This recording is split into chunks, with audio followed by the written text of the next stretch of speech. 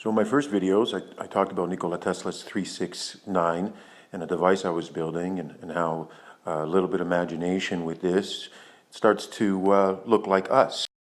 So in the next video, I want to talk about the universe as a simulation, and many of our scientists and prominent people and mystics believe that it is, that we live in a fractal world, that it is a world within a world, as above, as below, and that nature itself begins to resemble that as well, and that there is a sequence to events to life. So I ask, when listening to these things, realize that the nature of what we are, and try to look at things from a balanced approach.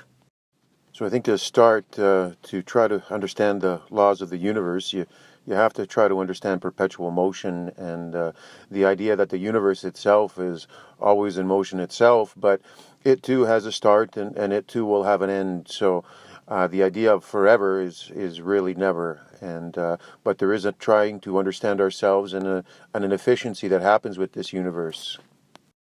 So one of the important things to understand when looking at laws, just like the laws that govern us, as we learn more, the laws that govern the things we know, we revise them as well in order to meet that knowledge. And so with this, it's quite important to understand that with perpetual motion, the two laws that govern it, they can also have workarounds on them. And so, for example, the first law, it talks about conservation of energy, and the fact that with this conservation, you can't have a system, a closed system, that has any additional input in it without additional input. And so, but we do know that crystals offer energy, and they offer it as source, but we haven't been searching or designing anything for it. And although crystals have a mystic side, we use them in our everyday computers and technology. And so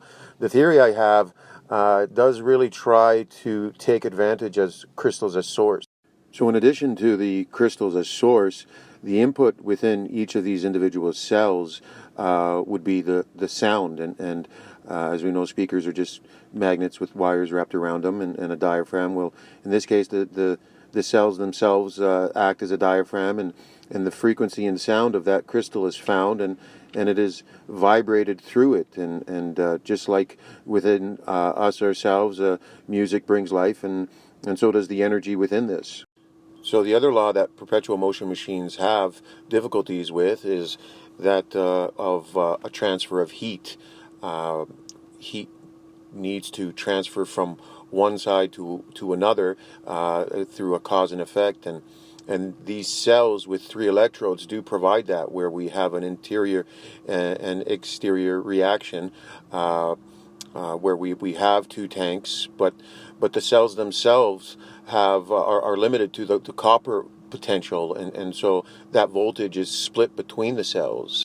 And the third type of perpetual motion machine is one that tries to eliminate friction from its forces and uses its mass to keep it spinning. But this unit's got mostly just transformers within it, and transformers are mechanical devices. They're called static devices, and there's no moving parts in them, but they are considered machines and provide work. And so if we use Lenz's law and we put a magnet within this circuit, what ends up happening is the electrons start to move in a continuous fashion in a particular direction, and exhibits a force on the current that pushes it through. And this really plays well within the theory and creates a sort of a hyperloop situation where we have electrons moving on one side very quick and another side, and using the magnetics to induce that workload.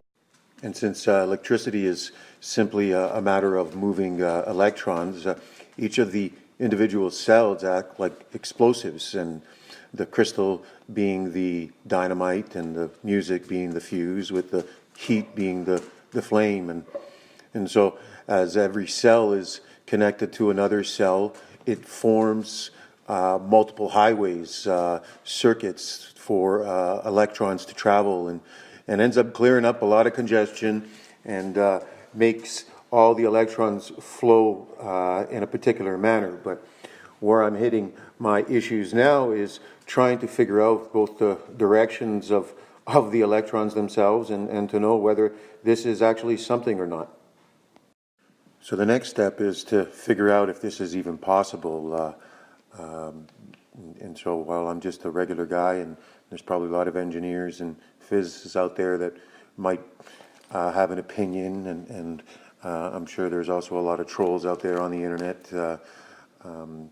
If you can see that potentially this is this, and each of the carts act like this, you can see why with this theory I have, there's a reference to somebody that really would be the perfect fit, and this sort of one-wired system is exactly an arc system, and the fact that it resembles almost an ancient technology, perhaps there really is irony in fate, and I think really all I could ask from you people is to obviously like and subscribe, but to share it with Elon and find out if something like this is even possible.